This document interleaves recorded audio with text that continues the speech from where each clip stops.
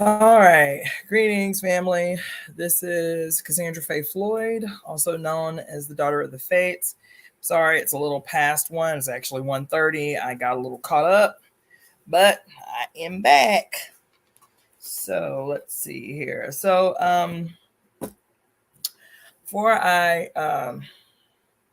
get started, a little housekeeping. I'm broadcasting through StreamYard, so you'll be able to see me live through YouTube, Twitch, and Twitter, Facebook, excuse me. And then I'm also broadcasting on IG. So I want to thank people for tuning in. So as I stated, today I am going to be doing a discussion on Black Erasure, child. Black Erasure. I hear a lot about it. I hear it on the lips of many. It's the topic of many discussions. Child, let me just tell you. This weekend, what got me on one about doing this live today was there is a couple of things that happened this past week, that were really frustrating to the point that I was in tears over one of them. And I ain't one to shed tears easily. But I was so angry that I was moved to tears, child. And without calling names, I will just say I went to an event this weekend hoping, to vend, to set up a table, maybe make a little money. And I get to the event. The event is a Black event. It's supposed to be it is. Let me not say it's a Black event. The event is a hip hop event. The event is a hip hop event. And I get there and all the vendors are already set up. And there was one out of easily 30 vendors. Yeah, I'd say about 30 vendors. There was one Black vendor. That Black vendor was placed all the way in the back of the event. And when I called the organizer, one of the organizers of the event, to ask how this could be, how a hip hop event. And the reason I make a distinction, the reason I said it was a Black event, oh, you know what? Let me backtrack. It wasn't a Black event. It was a hip hop event. It's for a reason. It's because we've been here before. We stay here. We stay in this place where we have to fight like fucking hell to be acknowledged in the best possible way for that which we have contributed to this bitch. And white people aren't the only guilty of the Black Erasure phenomenon. So I ask this person who is the organizer, one of the organizers for this event, like, how does this make sense? Like, how is this okay? How is this okay that this is a huge, from what I'm told, there was about 3,000 people out there. Huge opportunity for fundraising, for money making, based on Black motherfucking culture, Black culture. And there was one Black vendor tucked all the way in the back of the event. Well, I don't really know. That wasn't really my area of work. I was like, but you organizing it? Don't y'all have committee meetings? Was there nobody on the committee that saw this happening and said, this is problematic? Like, we can't do this? Like, well, we put out the call for people to vend, And whoever had the money, that's who we gave the spots to. I was like, you don't think that is problematic at all? Well, I mean, the vending was really expensive, so maybe that's the reason Black vendors didn't reach out.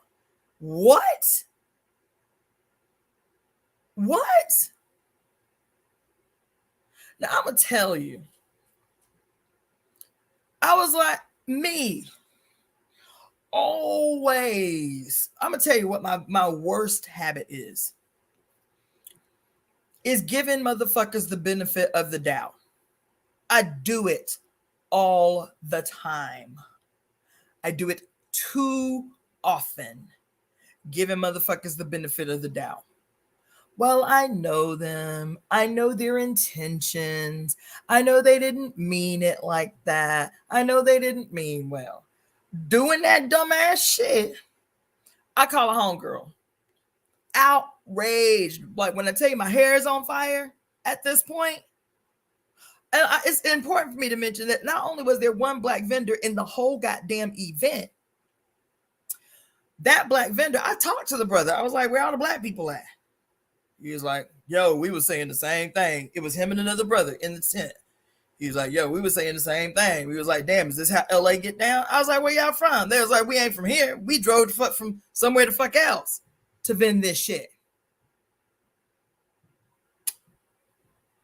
There was not one Black vendor, not one, from LA. The one Black vendor that was there was from the fucking Northeast.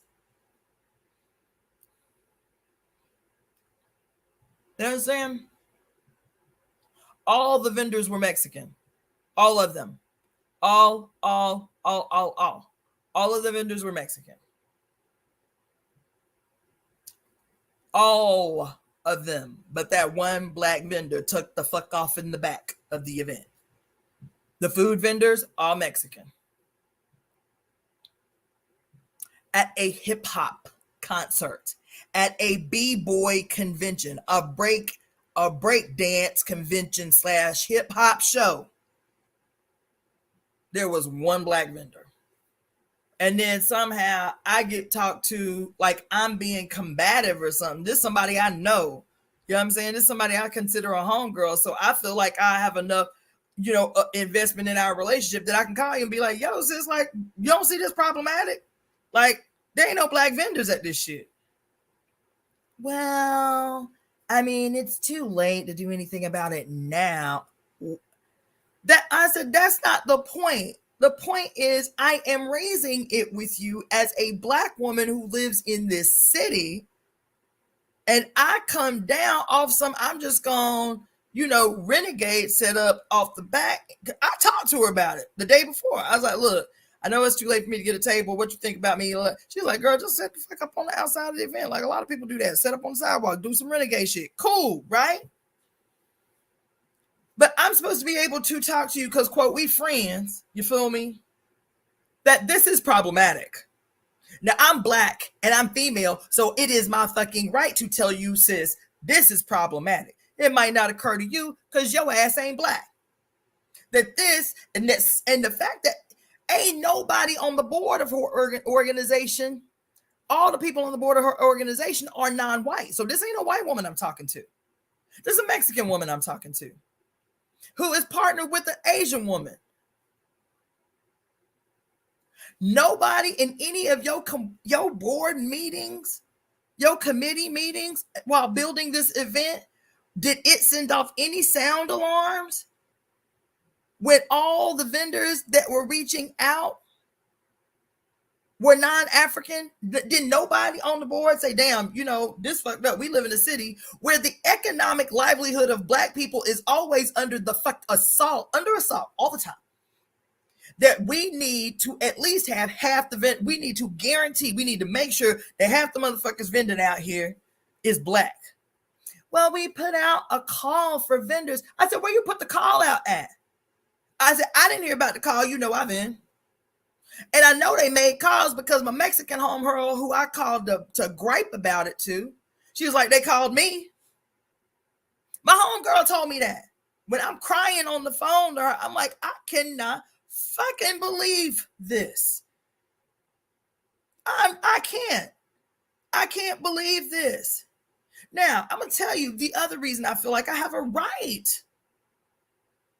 to be outraged, especially, child, look, there ain't no organization in the city, no organization that's Mexican revolutionary, like Azteca or Mayan traditionalist hardcore, like activists, native hardcore activists. I done ran in all these circles with the sole intention of being able, as a Black woman in America, to demonstrate in real time what I believe solidarity among colonized people is supposed to fucking look like. I don't go in any of these areas, in none of these spaces, attempting to set no terms. These are my skills. This is my background. This is what I've done here, there, to, fro, everywhere. This is the skills that I have. Now tell me what you need me to do. You need me to put up some chairs? You need me to do some massage? You need me to hand out some flyers? I handed out a stack of flyers for this damn event. You need me to hand out some flyers? Tell me what you need for me to do. You understand? I do that. Actively do that. Because I feel like that's what it is our responsibility to do. Those of us who are colonized, we have a responsibility to show up for each other. That's what solidarity looks like. That's what genuine allyship looks like. You feel me? So when I say to you, don't you think it's problematic that you, all you group of non-African women, your whole board of non-African women, is doing a quote b-boy / hip-hop event, and not one of you thought it was the least bit peculiar that only one vendor out of all the list of vendors that you get. Then she was like, oh, well, it was so expensive. Maybe Black people just didn't want to spend the money, you feel me, to get the vending, which is fucking problematic. But then I asked the homeboy, how much was the spot to vend? Because I'm thinking, damn, well, you know, it is at Grand Park. She say it's expensive. She didn't know how much it was because that's not her area. I ain't never heard of nothing like that, first of all. But anyway, she didn't know how much it was. So I asked the homeboy, I was like, well, how much was it to vend here anyway? Y'all, it was $150 motherfucking dollars. It was $150. So now I'm angry. Because I know good and goddamn well you ain't marketed, you ain't made no call in no Black community in this motherfucking city to have no spot that was going to guarantee 3,000 people turn out for the shit, for Black people to have a spot in that shit for $150 and no Black vendors wanted to do it. That's some bullshit. It's a lie. It's a lie. I just did an event where I didn't make a single dollar. I spent $200 on the vending fee. The sister didn't do no half, no kind of goddamn outreach for the event. We all lost our ass. Every vendor that was there lost our ass. And there was 30 fucking Black vendors who paid $200 to vend that bullshit. So I know you lying. You ain't gone nowhere. You ain't talked to no Black organization. You ain't talked to no Black independent business owner. You ain't talked to nobody.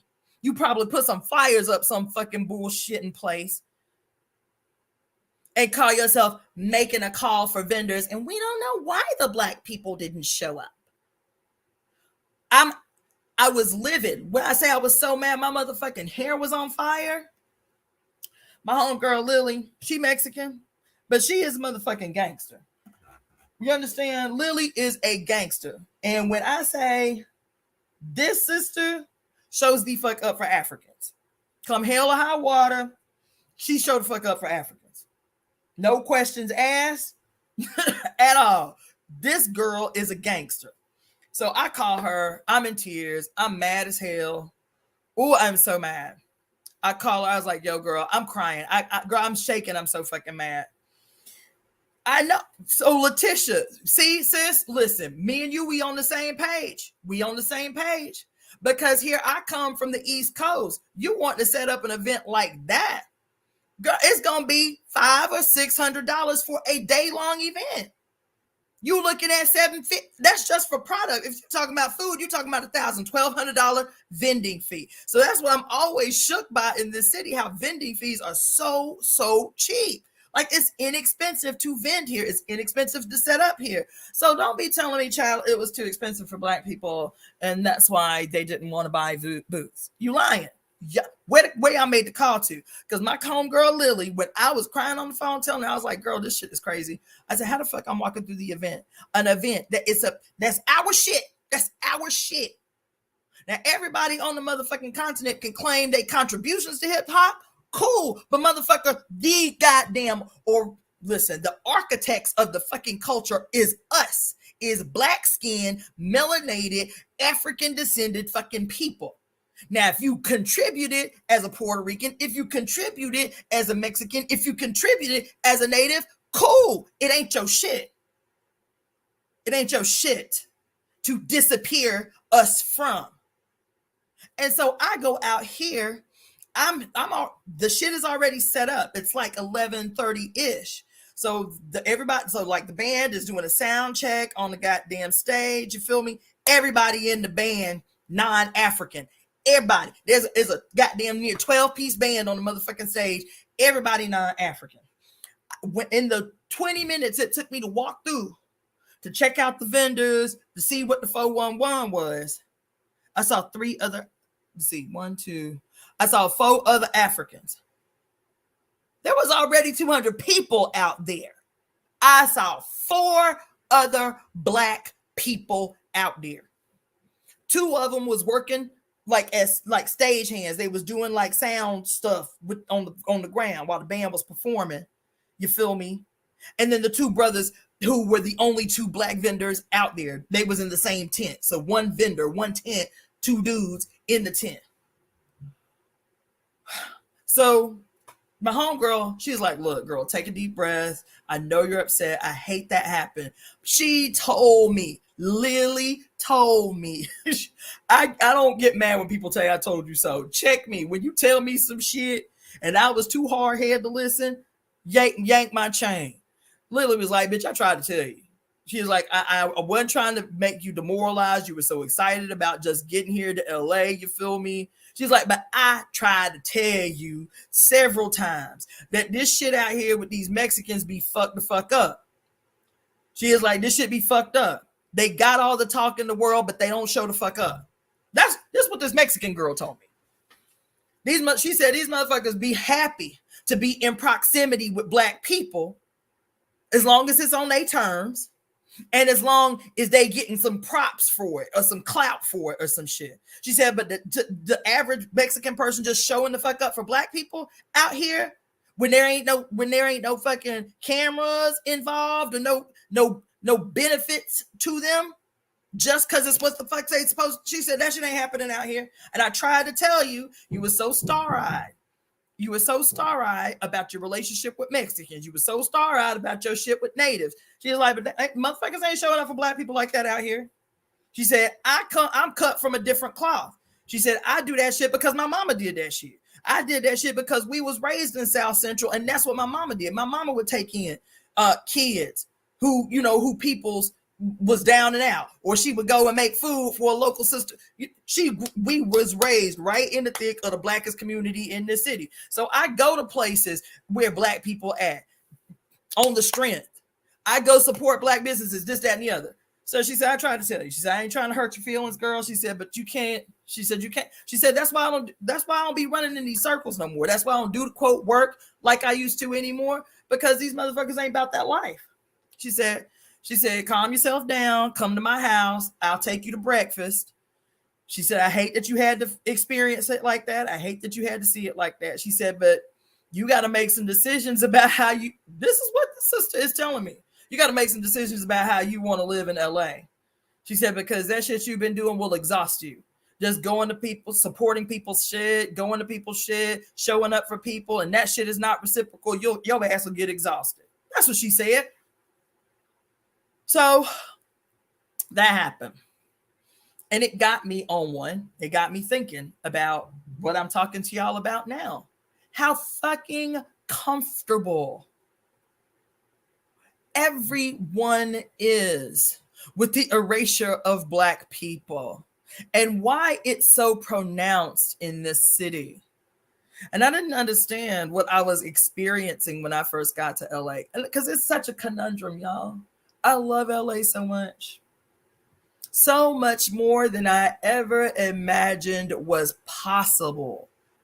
Before coming out here, I was like, my friends were like, you ain't coming back, girl. You gonna go to California, you gonna get caught up, your ass ain't coming back. I was like, even if I don't come back to Florida, I'll never live in LA. Like, that shit's so overrated. Like, I would never. Like, y'all can, I said, when I go out here to visit my peoples, my ass gonna be moving right to Atlanta. That's where home is. You feel me? I was already certain that home was about to be Atlanta. That was coming out here to visit for 2 weeks, and Atlanta was home. I was taking my ass right back out to the east. And baby got out here and got caught up. I love this city so much. I love the energy that is palpable in this city so much. I love the butt naked, raw ass potential that exists in this city so much. But baby, as much as I love this city, is as much as this bitch has been a pain in my entire ass. And because I'm such an optimist, because for me, no matter how grimy shit gets, the good always outweighs the bad. I always see the magic before I see the bullshit. It's been a long time since I've been this fucking annoyed in this city. You know what I'm saying? But when I first got here, the first thing I said was, where are the Black people at? Like, you know, we grew up, I'm a child of the 90s, you feel me? My teen years, my formative years were in the 90s. I'm Generation X, you feel me? And we grew up watching from wherever we were in LA that was on the cutting edge of all culture. Everything new was butting its head from the concretes and the lived experiences of people in LA. LA was defining radical, revolutionary, rebellious culture for everybody on the whole of the globe. LA was it. You understand? All my favorite musicians, all my favorite music, all my favorite artists, everything about the fashion, everything that was awesome and radical and revolutionary was coming from LA. Everything from punk rock, because I love it, from heavy metal, because I love it, from anything angsty, anything like against the grain, all that shit was, baby, concretely claimed from LA. And so when I got it, and part of that was Black culture. You understand? Was rap culture from LA, was comedy from LA, was everything. Hell, even further back than that. You know, what was it? The Soul Train, LA, child shot for years right down the street from where the fuck I live. LA, everybody knew that if you wanted to be some big bitch, you need to come to LA. And there was a reason for that, baby. So for me to grow up watching TV and everything awesome was coming from LA, everything Black culturally awesome was coming from LA. Every great movie at that time, Boys in the Hood, Poetic Justice, you just keep naming them. It was coming from LA. Black people was fucking etching they goddamn existence in stone out this bitch. And all you saw was Black people everywhere.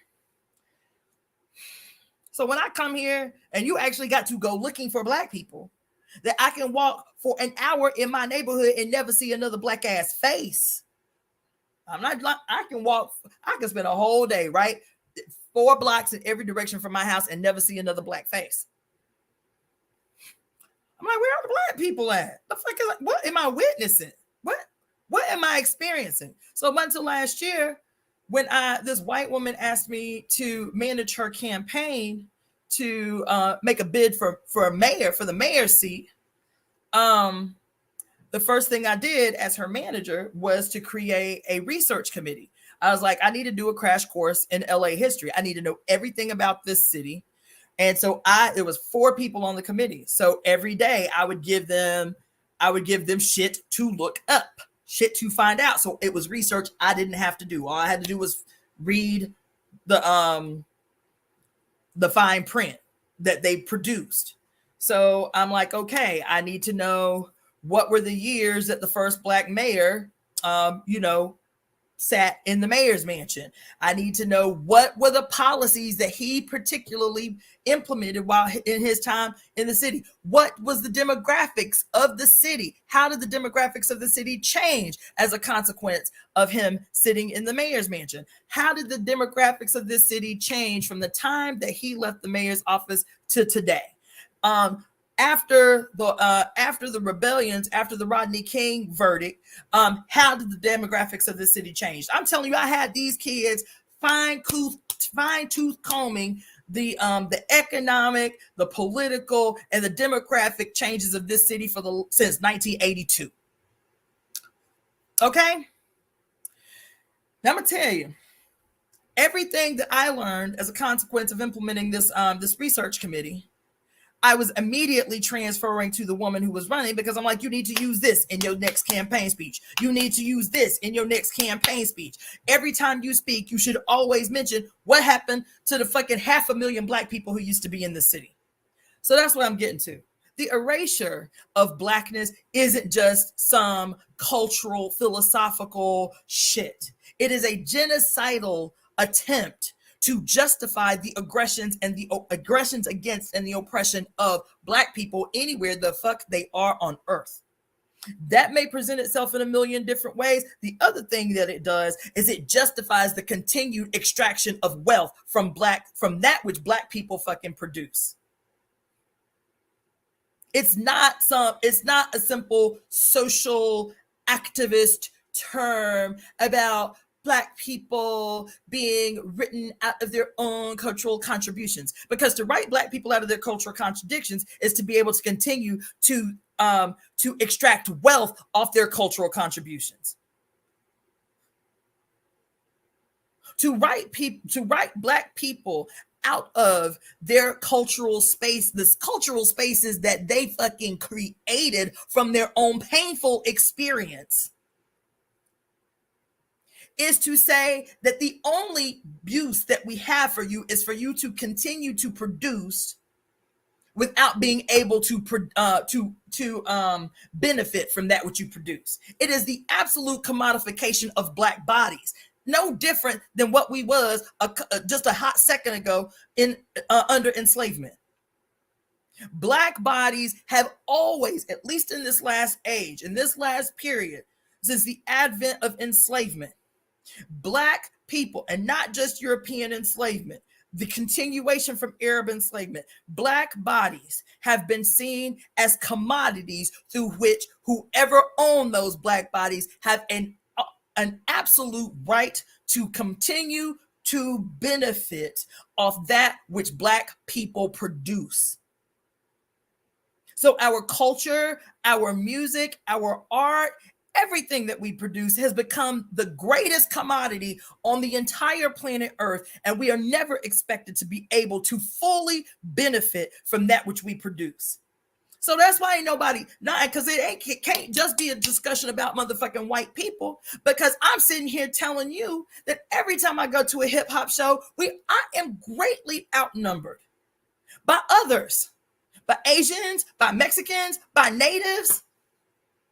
And everybody in the space is okay with that. Ain't even moved to be looking around like, damn, where are Black people at? Nobody. It's fully accepted because hip hop belongs to everybody. Because everybody has accepted the commodification of Black people and that which they produce. That we are never supposed to be able to 100% benefit from that which we have produced. The other aspect of it, because I took some notes. You feel me? Child, look, this shit this weekend had me so mad. I was like, am I wrong? Am I wrong in my assessment when I came out here? Because I had so many of my friends from back east, my homeboys, my homegirls, brothers and sisters I've done revolutionary work with, political work with for years. And even though we never always agreed on every aspect, I learned about the concept of solidarity and allyship among colonized people, Black, brown, red, and yellow people, as an essential key to the dismantling of oppression and exploitation, right? And so that I learned through, my relationship to the party, to the Uhuru movement. And there weren't a lot of Black people that were really on that. They were hardcore Black nationalists, and it was like, look, their attitude was, they never faulted me for my attitude, which was, I believe that we have to engage in politically, beneficial relationships that give that acknowledge the differences in how colonialism has impacted the different groups, but that we have the ability to work together, even as we solving our own problems among our own group, right? I had hardcore militant brothers and sisters who was like, fuck that. You got it. Iapo, you can do that shit. We ain't doing it. We ain't doing race first, motherfucking. We out here. We have to rescue us. We have to do for us. We have to show the fuck up for us. We got enough problems of our own without being engaged in trying to this, that, and the other. Race first, fuck that. Motherfuckers be like, what they say, we ain't got no friends. History done taught us black people ain't got no friends. Black people ain't got no friends, right? And I'll be like, all right, cool. Like, that's some shit we can agree to disagree, right? And shit got me out here asking if I'm wrong. Like, here I am trying to win Black people to a pro-revolutionary solidarity relationship with other colonized people. And at the end of the day, while white supremacy exists in the consciousness of everybody, and that consciousness has bred this seed in the consciousness of everybody that it is okay to exploit Africans. It is okay to erase Africans. It is okay to benefit at the expense of Africans. So, because listen, when you benefit off Black culture and you do not ignite, let me tell you what happened. I'm going to tell you another story. This happened right here in California. And y'all think this motherfucker is so progressive? This is one of the most racist states I've ever lived in. It is. This city is one of the most segregated cities I've ever lived in. And I ain't the only one who say so. Let me tell you what happened. I was at this event. I was volunteering at this event. Wasn't last year. It was 2 years ago, maybe. Maybe it was 2 years. Maybe it was last year. It might have been last year. No, it was 2 years ago.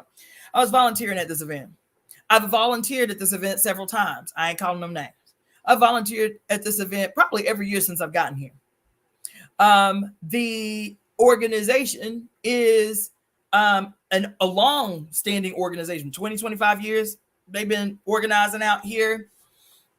Collaborating with other organizations, but the organization is Mexican women led. Mexican women, the whole organization, right? And so I've had a lot of fun, and I've been really, honored to volunteer for this event that they do every year. 2 years ago, which was the last time I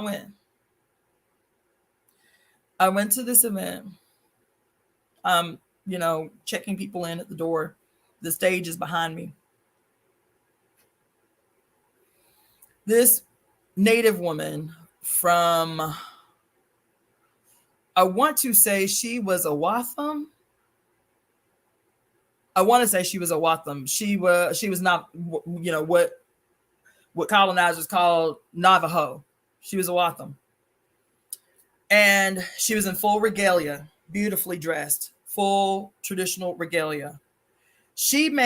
Before she performed, she made like a short presentation. And it was so powerful to me. I turned around. I was like, yes. Damn, I never even thought about it like that. Yes. So she makes this very brief presentation, like an introduction to her performance.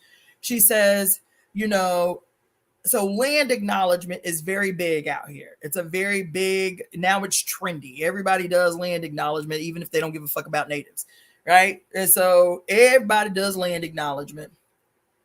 And so she said, I want to open first by acknowledging the land. But she said, I want people to recognize that the indigenous people of North America were not a monolith. So when you're doing land acknowledgement, even as a Native person, it is important to acknowledge the current, the land that you're on. And she said, and I also want to ask permission to speak my native tongue. So she's made this land acknowledgement of the of the land as the traditional land of the Chumash and the Tongva people, whatever, blah blah blah. But she said, I am not Chumash or Tongva. I'm a Watham, and out of respect, I want to ask permission to speak my native language. I was like, damn, that's pretty powerful. So one of the elders in the crowd was like, go ahead, girl, go ahead. And so she says a prayer in her native tongue. I was like, yes. Young girl, maybe 25, 26 years old. I was like, damn, that's prolific. You know what I'm saying? That's deep shit. This sister, dressed in full regalia, acknowledging the land of the Tongva and Chumash people, while asking for permission to speak the native language of the Owatham people, out of respect for the land, here, proceeds to do in full regalia. And her entire performance was rap. I said, how is it possible to be that forward thinking in the acknowledgement of the land and the peoples of the land, and go right into a full-on hip-hop set? Every song she did was a rap, and never once acknowledge Africans and the suffering of fucking Africans. Not once. Not say it is equally important for me to pay homage to give thanks for, to give thanks to African people and their peculiar brand of suffering that gave rise to this art that has given me an outlet to express my emotions. Not once.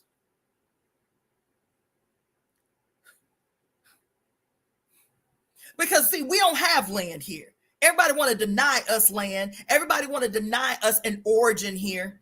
You understand?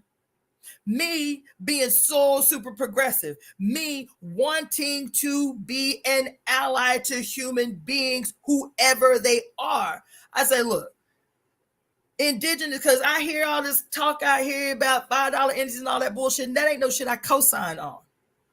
Indigenous people, what we call Native Americans, they have a right to express their claim to land back, but not at the expense of black-skinned people who have been here just as long, or those who came here involuntarily in servitude, who had nothing to do with the massacre of Native people to build this bitch. So because we ain't, quote, the traditional landholders of North America, you understand? If we don't have land, like, to me, like, it does not compute. Like, somehow, because we was just slaves, or because we weren't the landholders, or we weren't, quote, indigenous to North America, which we can debate about, you feel me?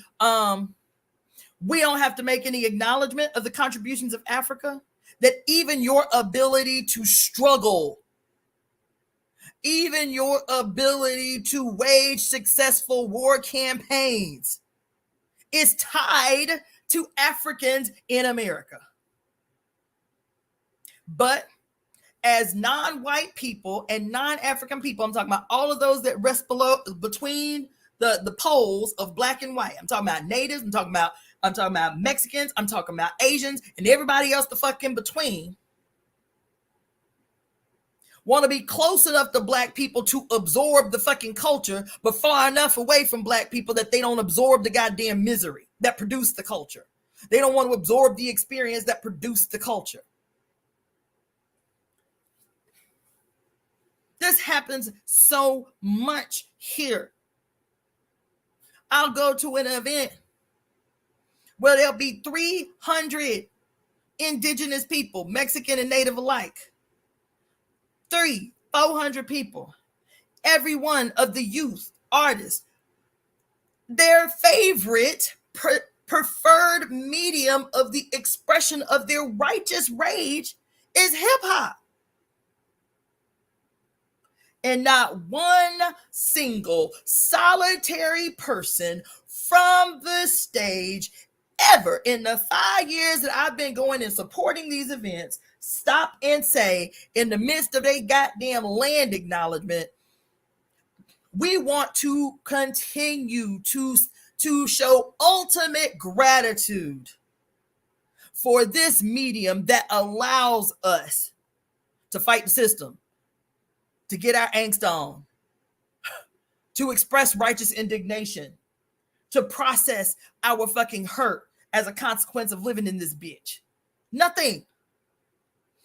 At that same event, this young girl who was astute enough to understand that she needed to ask for permission to speak her native language on somebody else's land, but wasn't astute enough to see that the culture through which she expressed herself belonged to somebody else, and she was given permission to use that. You feel me? The same event. So I was already hot about it. I was like, what the fuck is happening here? Like, am I the only one experiencing this shit? And yes, because you won't have enough black friends around you pulling at your shirt like, this is unacceptable. This is problematic, and let me teach you why. Let me help you understand why this is problematic. So the same event, a few performances after this young girl performs. Y'all ain't even gonna believe this.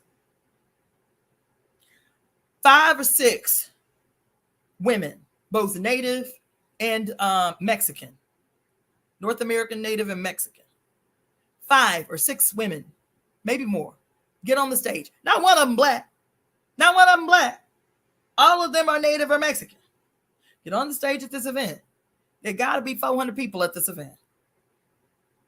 And in a cappella, the song that they chose to sing, first of all, no introduction of the song. No, like, this is why we chose this song.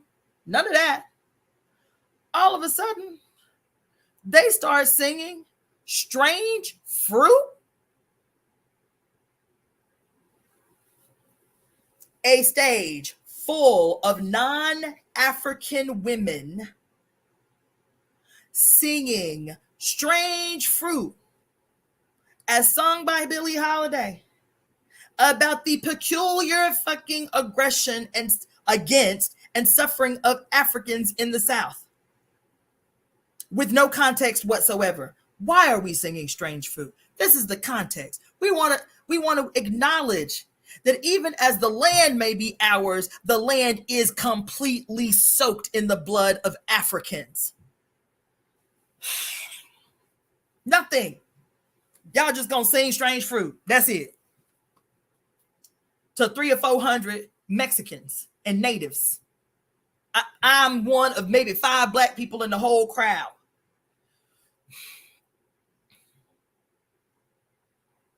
That happened. I was so disturbed. I was so livid. I was so disappointed. I was so disgusted because I know, I'm sorry. I am not making no excuses for nobody. Y'all know better. There is no fucking way that you can be so sharp, so crystal clear on the one hand when it comes to you and your people's particular face of suffering and hardship, but you completely oblivious when it comes to us, when it comes to black-skinned people as the inhabitants of North America. You just oblivious. You just completely miss the fucking boat in the ways that you perpetuate this shit. in the ways that you contribute to this shit, in the ways that you are complicit when it happens to us.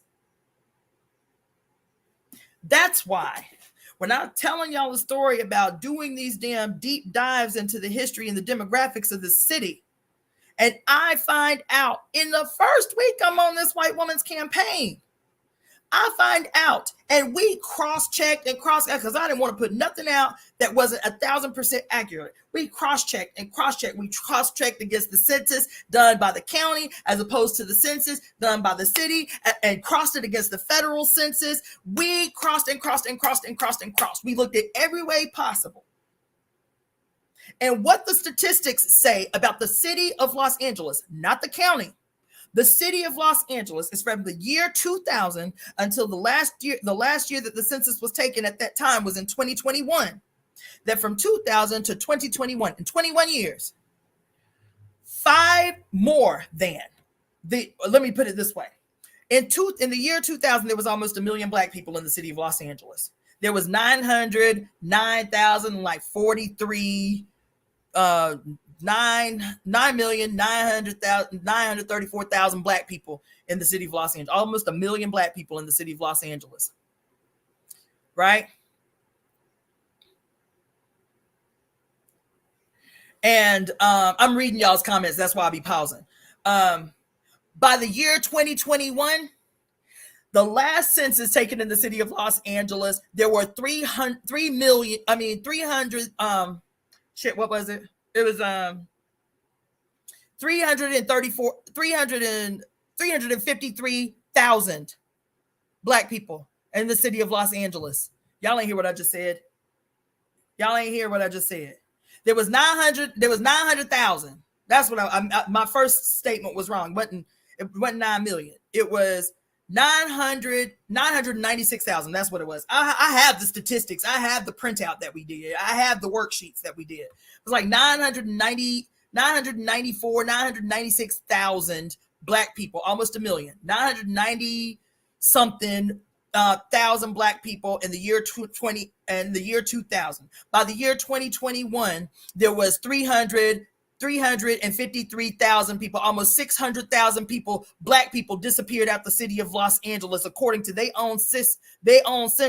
And ain't nobody got shit to say about it. But that's what Black Erasure does. And that's what other people's fucking complicity in Black Erasure does. It's not just gentrification that does that. It's not just, quote, inflation. Well, maybe everybody just moved. Let 600,000 white people disappear from any motherfucking city in this country, and people are going to declare a state of emergency and try to figure out what the hell didn't happen that these 6,000 people in 20 years then hauled ass the fuck out of a city. 600,000 people have been disappeared from the city of Los Angeles, and that disappearance has been perpetuated and accepted by every fucking group of people in this city. Every single one. They all complicit. And the only time people, quote, show up for Black people or act like they give a fuck about Black people is when they need Black people present as a fucking charity case. That's what they do. Well, we participate in all these programs to fight for Black rights. Meanwhile, this motherfucker here done disappeared 600,000 people out the goddamn city. Black people don't need anybody's motherfucking charity.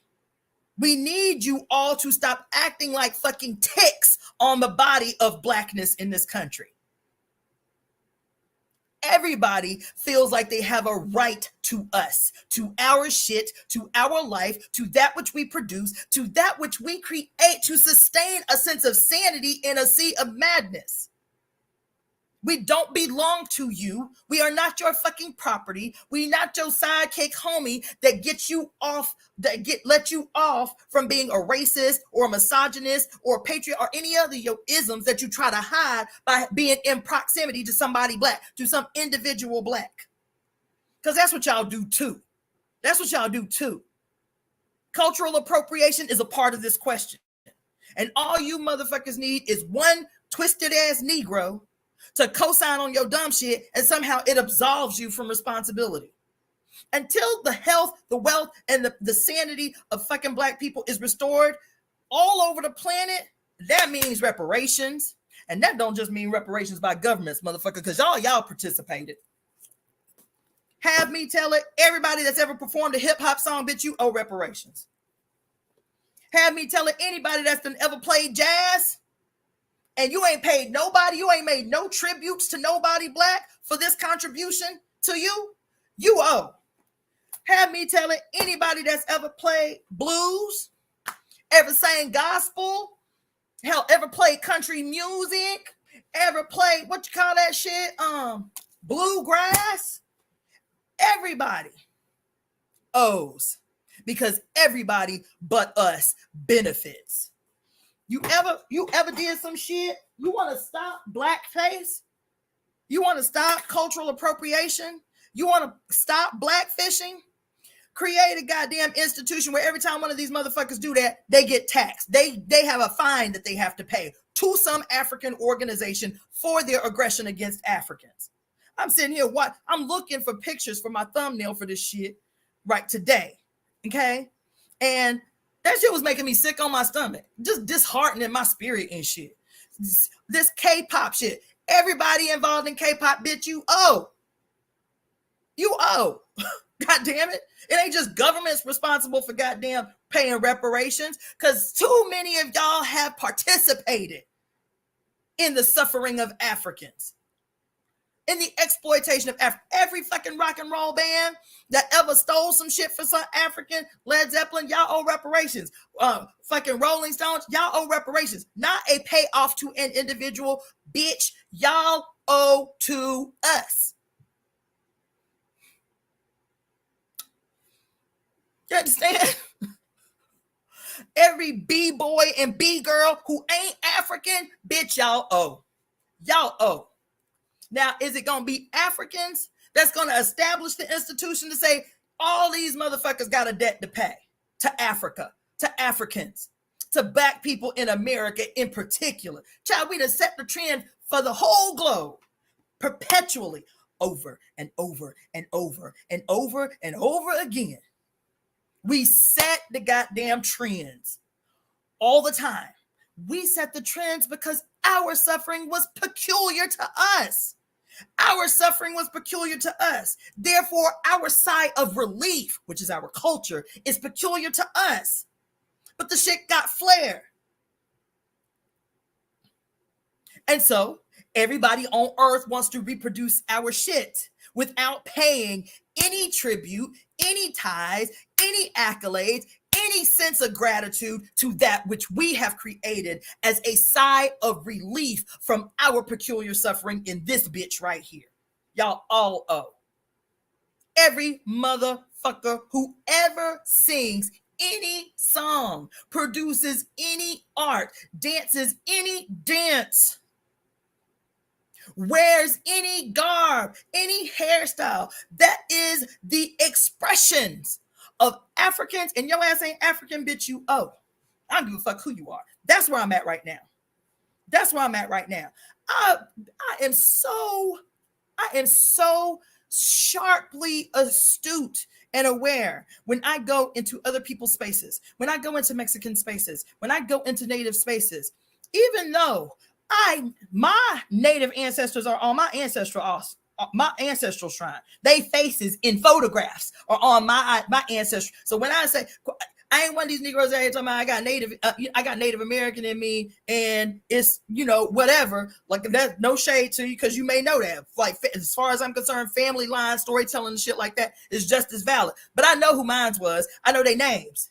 They on my ancestral shrine. They're on my family tree. Even as I can claim Native heritage, I recognize that has not been my acculturation. That has not been how I evolved in this country. Blackness is what people see when they see me, and I'm okay with that.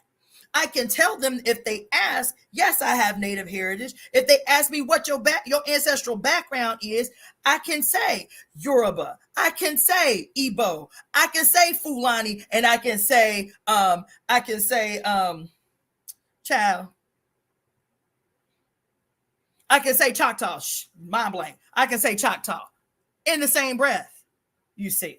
Because I know all the ways through which I can say fucking Irish too if I have to. That ain't no shit I'm trying to be out here claiming no hard, because I know how that blood flows in my veins. I know how it came to be. I know how my last name, which is Irish, came to be. You understand? But I can still say what it is. I know what it is that has contributed to me being me. But even when I go in them spaces, because that's not my acculturation, I would never presume.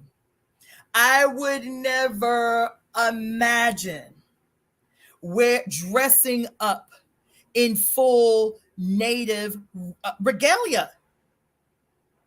I would not do that. When I go to powwow, which I've been going to for 3 decades, I go as me. I go as an African who has native ancestry. I go as an African who has native ancestry. You understand? So at best, at absolute best, I might wear some feather earrings, but then I ain't getting or some jewelry, some native jewelry that has been made for me or gifted to me by some native. But I do not wear native people's attire as fucking costumes or no shit. I don't do that. And I am very hyper aware of it, because this is how we're supposed to be, respectful of people's culture. To be ourselves and still be respectful, to come into space as us and be respectful of the culture. I would never do that. Same with with Azteca and Mayan people, Mexican people, Mexica people. I would never do that. I have never done that. I do not go into their spaces wearing their culture as a costume, quote, under the guise of fitting into the space. I do not do that. I go as I am. I go as who I am and what represents me. And I may have relics on that are a part of the culture that have been gifted to me. And that's it. You understand? But nobody takes that kind of care for us. Nobody takes that kind of precaution for us. Nobody does it. Nobody, because everything that we produce, everybody in this fucking bitch feel like they entitled to. Ain't got to pay nothing to, ain't got to acknowledge no one in. Everybody entitled to it. So that's why I can go out to a motherfucking hip hop show, a bebop show, not only a b-boy show, not only, and not see, child, a homegirl of mine, an Asian girl, was doing a live. So I was like, because I didn't stay. My spirit wouldn't let me. I did not stay. I was angry, and I didn't want to be angry. I don't like to be angry like this.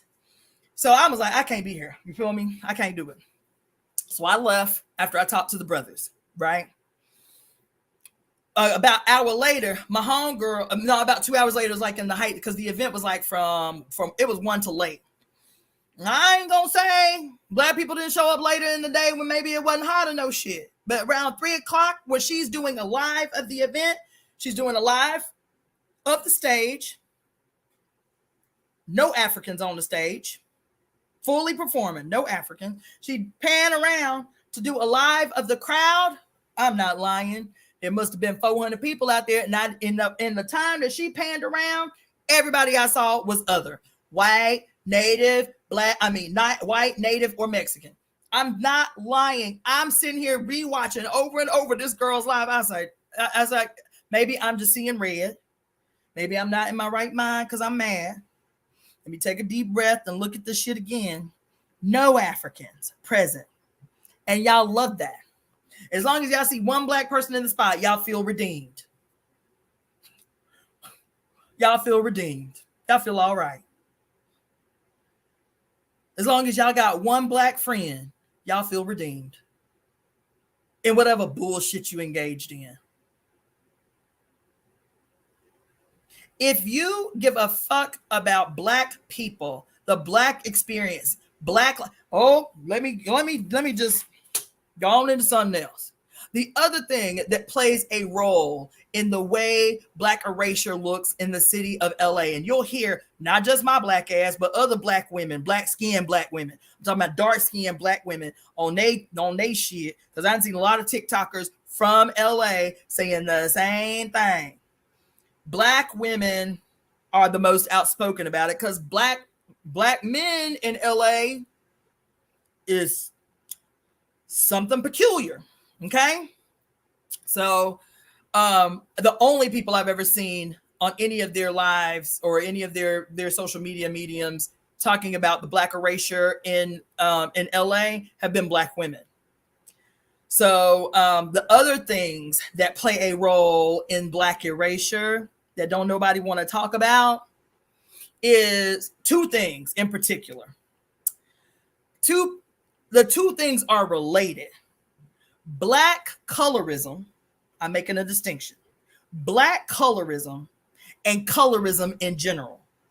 I make a distinction for a couple of reasons. Let me just look through these comments real quick so y'all don't think I'm ignoring y'all. But when I get on a roll, it's hard for me to read the comments. And finally, I get why I'm here. Laugh out loud. As a kid, they made me feel I was weird. I'm multiracial, but identify as a Black woman. Being Mexican, French, and Haitian, I will definitely say something. Oh, yes, I am, and I'm in LA County. Speaking the truth, sis, they admit it, but they will not pay. That's funny because I barely claim my Irish side. My dad's last name is McBride, but my mother was from Haiti. Okay, let me look at these other comments on these other mediums too, because I don't want y'all to think I'm ignoring y'all. But let me tell you, baby, don't let me forget. It's Black colorism and colorism in general. Okay, so let's see what y'all talking about here. Oh, okay, Carlotta's in Georgia. Okay, cool. I don't know what part you in, but I love that state. Love that state. So beautiful. Told you I was trying to make it home before I got caught up out here. Co-optation 101. Mission is just about complete. Baby, no accountability whatsoever. That's why y'all hate my Black ass coming on the scene. And I'm going to tell you two other stories too. I'm going to tell you two other stories too. They all short though. Yup. Letitia say, round of applause for Lily bringing that Lilith energy. When I say this girl is a writer, as a matter of fact, she's a daughter of Oya. Lily, my Mexican homegirl, she is a daughter of Oya in the tradition. So let's see. Sometimes we have to go through things before we truly understand for ourselves. That's real. The California today is not the California of the 80s and 90s. This is real. This is real.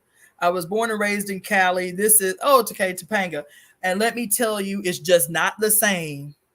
Clubs, bars, and energy is on a weird frequency now. Back in the day, La Jolla, California was all about people, was all Black people, but now it's full of the rich. Leimert Park is still Black, but something is going on here. Yes, I can't put my finger on it. Yes, child, listen, Leimert Park is indicative of what they need. They need Black people to seem downtrodden, demoralized, and shit. And that's what Leimert does. That's what Leimert Park does. They don't want Leimert Park to be thriving like the other little Black towns. The other little towns in the city, like Koreatown or Chinatown or Filipino town or what's the other one? Ethiopia town. Because for that Black community to be thriving, meaning the infusion of dollars necessary to grow the businesses, to repair the buildings and all of that shit. Because when Black people thrive, we set the fucking trends. We stay set in the trends. Leave us the fuck alone. Let go of our motherfucking dollars because they ours. You understand? And we'll make this shit pop. But they that's another shit I have to tell you about. It happened this weekend. They block off the inflow of resources, the influx of resources. They choke the community out of resources, and they say, "Look, that's why we gave them, Africa Town, but look, like this is what it looks like." Right? As some kind of like justification. It justifies gentrification. It justifies removal. It justifies erasure. And that's what Leimert Park is an attempt to do, by the way. The cutting off of resources into Leimert Park that contribute to why there's no development, no like radical development in Leimert Park. Even this past weekend, I go to this 10-year anniversary of Black Lives Matter in Leimert Park. When I was there from 11 to 2:30, almost 3 o'clock.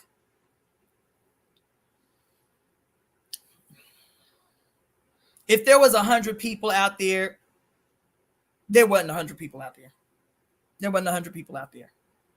From 11 to 3. And the city spent all this money. I never seen so many parking enforcement in my whole existence. At no event, they were like vultures circling dead flesh is what the parking enforcement looked like out there. Every freaking road in every direction round Lamert Park for 5 or 6 blocks in every direction, barricaded off with barricades and at least 2 parking enforcement cars, deliberately trying to make it difficult for people to get into the event. I drove around for 35, 40 minutes looking for a place to park and still ended up having to walk about 5 blocks. And then I had on heels and hit this, didn't see this freaking pothole thing and bit the dust, fell flat on my fucking face out. I'm still recovering, fell flat on my face out that bitch, walking to an event that's supposed to be a community event, but the pigs done had it blocked under, not regular cops. You'd be hard pressed to see regular pigs out there, but I know I saw 100 parking enforcement people out there. I'm not exaggerating. Every single block circling Lamert Park for at least 6 blocks in every direction. That is what it means. That's what choking out the community means. That, like, none of them vendors could have made any money because they made it impossible for people to attend the event. So you got all this money that went into organizing this event. Two major freaking stages on both ends of Lamert Park, musicians on one end, speakers on the other. This huge like outpost, like live broadcasting, and they were interviewing all the speakers. They brought Sister Yonazda out from Atlanta. What's his name?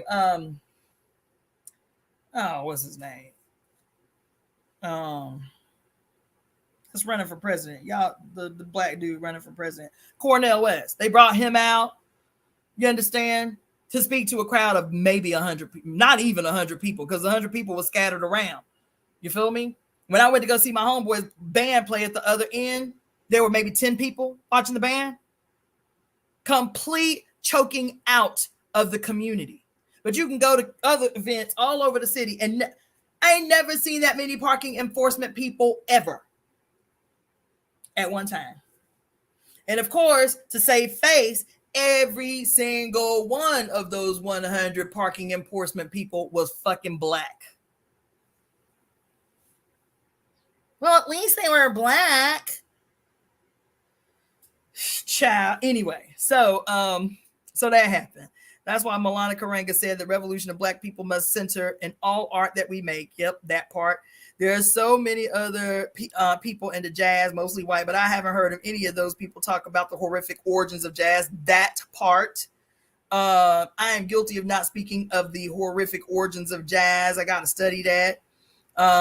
I've not been to others' events to know what is going on, but you are right. Those who use our genre should acknowledge the creators of the genre before performing it. Yes, we get no respect. True. I have not heard of anyone explaining this. I did not think to look it up, but the other leaders have not pointed it out. That's what I'm saying. I had to come on here and do it because everybody talking about Black Erasure is like treading the surface. They ain't even trying to get deep into the shit of what Black Erasure actually is, what it actually emanates from, the actual damage that it causes. Right? Gospel, blues, ragtime, all of it, all the things. Black colorism and colorism in general. So many black slang and sayings have been integrated into the mainstream corporate culture, and it seems so seamless. Yes. You understand how we come up with new terminology that's hot on the lips of everybody, and we know who comes up with, who has created the terminology, the phrase, the cultural phenomena, and they don't get no paychecks. They don't get residuals every time somebody famous use the shit. Like the little sister, what she say? Oh my God, she came up with I can't even remember. Damn, it's one of these new like cultural yes, all of this new every time some white boy say woke, especially some white Republicans say woke, that boy DeSantos running for president, every time that motherfucker say woke, some black person should get paid. Whoever came up with, well, actually who came up with it was back, I just found this out, that it was back in the blues time, and it was a blues singer that was the first person to use it. On Fleek, that's what it was. The sister, the little sister, who we know, I forget her name, who was responsible for coming up with the term on Fleek. This girl should be getting a paycheck every time somebody famous or rich says the shit publicly, and everybody in the country know exactly what they mean. Is she getting any residuals for creating this cultural phenomenon? Is she getting any accolades for creating this social phenomenon? Hell no. Even this phenomenon happening with TikTok, where, Erykah Badu, we always attribute staying woke with Erykah Badu, but I just found out the other day that there was a blues singer, I think in the 1940s. I just saw a video on it the other day, was the first one that used woke in that sense in a song. Who knew? We don't know, because his ass was erased and his contribution was erased. Yeah, I mean, it's everywhere. Every time listen, the estate of Elvis Presley owes reparations. The livelihood, the ability to live the level of affluence that his offspring and descendants were able to live by his appropriation of the craft, that whole estate owes reparations to the descendants of Big Mama Thornton. Who else he stole from? There's a whole list of people that he stole from. The descendants that he stole from are owed reparations from the estate, not just from the state itself, not just from the government, from his estate, from directly stealing from African people who went down in history invisible after this white boy came on the scene and stole their shit. They just did the video, the movie that was supposed to be like an adaptation of what happened with what was his name? Was it Lightning Hopkins? Child, you just an old woman brain right now. But Etta James, Howlin' Wolf, and all these other people that was on Cadillac Records who was getting taken for their shit. You feel me? Who were not getting paid appropriately, who were being exploited. They just did a whole movie called Cadillac Records. You understand? And this white boy who swoops down on, I'm going to be the savior. And, and the whole thing back then was, I'm going to get you, what do they call it? Cross-cultural recognition or some dumbass shit. And showed the ways in which all these people was being exploited, not being paid appropriately, and how many people had to be paid or had to sue and shit. They are owed. These record companies of the last 100 years who have knowingly exploited Africans in these parasitic contracts, bitch, every last one of these record companies owe reparations. So do. Movie companies who knowingly and deliberately paid black actors less than white actors, y'all owe reparations. Yep. And that's been a frustration of mine. We got this reparations question totally at the state level. The state owes. We know that. But that does not cover the willful, knowing participation of white people and recognizing their white privilege as a way to extract wealth from Africans. That don't exempt them from paying either.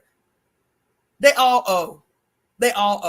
And others, Asians and natives and Mexicans who this is a question of colorism, who knowing that their white body proximity gives them the ability to thrive more doing black culture than black people would, y'all owe.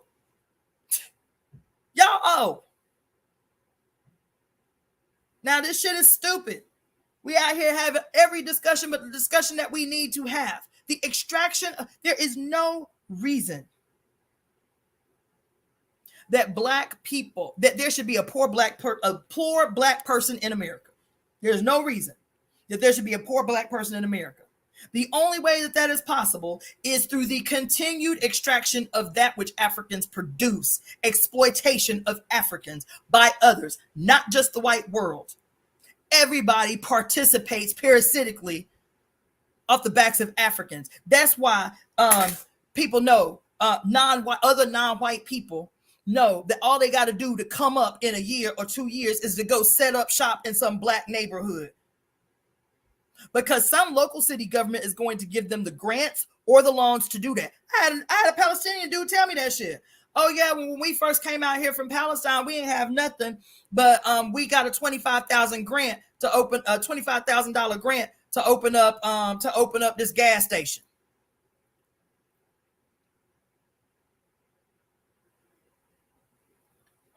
In the middle of the black community, where there's not one black gas station owner in the neighborhood in South St. Pete. Everybody know all you got to do to make a lick, all you got to do to make a grip is to go exploit black people. Set up shop in the black community. Even if you black and you hate black people, which we are experiencing right now, these niggas know all they got to do to make a grip, to get a following, to make a little coins, you feel me? To get the algorithm on their side, all they got to do is blaspheme all they got to do is slander, blaspheme, foul talk some black woman, black women in general. And they'll come up. They'll make some grip. They'll make some cash. That's what's happening. And it's all related to Black Erasure. All of it. What is Black Erasure related to? The continued exploitation of the life force, the essence of African people in general and African women in particular. That's what it is. So another story I want to tell you that hopefully all of y'all will be outraged by. So I'm obsessed with Octavia Butler, right? So I went to this little bookstore in Pasadena because the bookstore just opened up and it's in honor of Octavia Butler. I love this cute little store. I'm talking to the sister. She don't own the place, but she was working that day. I was like, I've been over here. I've been trying for years to find out where Octavia Butler's house is because they don't have it listed. You can't find it online. I'm assuming it's because people live there and they don't want fans to come to the house or whatever. But I'm like, somebody in this neighborhood who lived in Altadena their whole life know where this house is, know who her house is, know where she grew up, right? Because she died in San Francisco, but she was born and raised in Altadena, okay? So I'm talking to the sister. I'm like, yeah, I just want to park my car in front of her yard and see if I can take on some of her genius via osmosis. You feel me? Like, can I walk my bare foot on the grass of the house where she was born and raised? I'm being funny, but I'm being deadly serious. I've always wanted to know where she grew up. And so she was like, well, let me Google it right quick. I was like, I'm telling you ain't going to find it. She was like, girl, I found it right here. I said, no, you did. She said, yes, I did. She's like, oh, no. It's the house. It's the house that she died in. So like I said, she had a house in San Francisco. She died in that house. She said it was a headline article about the house that she died in, that she lived in, I think 15 years or so before she transitioned. A wealthy white boy bought the house, is living in the house that Octavia Butler spent the last years of her life in. And the fact that there is nothing set in place to procure or to protect something off rip, that should seem like blasphemy. Like whoever the homeowners were before, if they wasn't white, should have been like, no, you can't. Nope, you can't buy the house. Why would you even presume that you can? Do you know who she was? A wealthy white boy living in the fucking house of Octavia Butler. And that's okay in this bitch.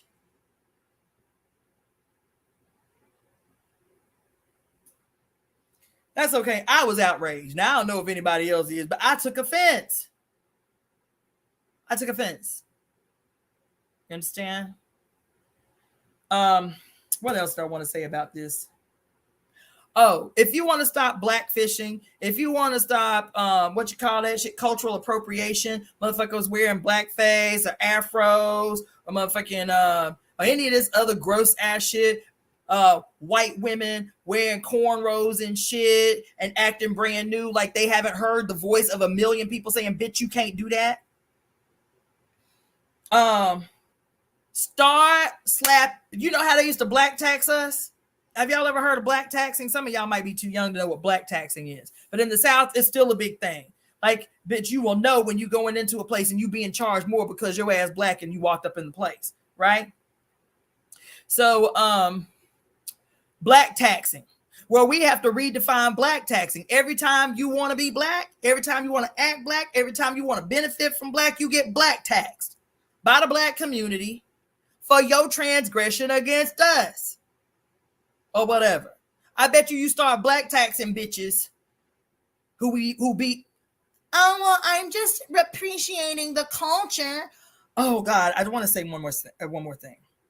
The ways with which particularly black men contribute to Black Erasure through their desperate crawling after fucking non-black women. You are contributing to your own erasure with that bullshit. Because what happens is, we've seen it a million times. Kanye West is the most glaring, example of it. Everything that this white girl does becomes okay because of her proximity to a black man and her black babies. So cornrows now is nobody ever raises any struggle about her obviously darkening her skin and blacking her aesthetics up to look like black women because, well, she is married to a black guy. She's got black kids. That don't make her black, and it does not give her a pass. What it does is erase blackness, or say everybody's entitled to it, the benefits of it at least, because she'll never be treated like a black woman, even as she attempts to look like one. She'll never experience black female experience in this horrible bitch, but she can benefit from the aesthetics, right? So y'all contribute to that with that dumbass shit y'all do. Every time y'all want to get a white girlfriend, which I don't give a fuck. Every time y'all want to get a Mexican girlfriend, I don't fucking care. Every time y'all want to get a native girlfriend, I could care the fuck less. But the next thing you want to do, you hate black women, but you love black aesthetics. So the next thing you want to do is put a bitch in a head wrap. Put your white woman in dreadlocks or braids or extensions. Convince your white girlfriend or whomever the fuck to go get her booty bigger or some shit. Y'all do that. And it's gross. You can say what you want about black women who enter into relationships with white men, but they don't be attempting to black them bitches up. Anyway, the takeaways, because I'm gonna end this. The takeaways are, in my estimation, what we're dealing with when we're dealing with Black Erasure and not attempting. Let's see, whatever you do, even if it's for black empowerment, I'll still own it. Yes. Sending a message to all black women out there. Whatever you do, even if it's for black empowerment, I will still own it. Power to Octavia Butler. And I guarantee you this white boy swear he progressive, but ain't progressive enough to see that this is a crime that he is committed by buying this giant's house. Anyway, so in my estimation, we cannot ever have a conversation about Black Erasure, about black cultural appropriation, about any of these dynamics that we're talking about without having a conversation about how the mentality that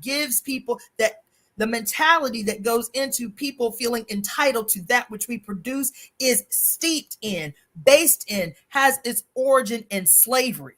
And what slavery did, which was to create the private ownership of black people, black skinned people the world over, and everything that we produce becomes a commodity owned by our owners.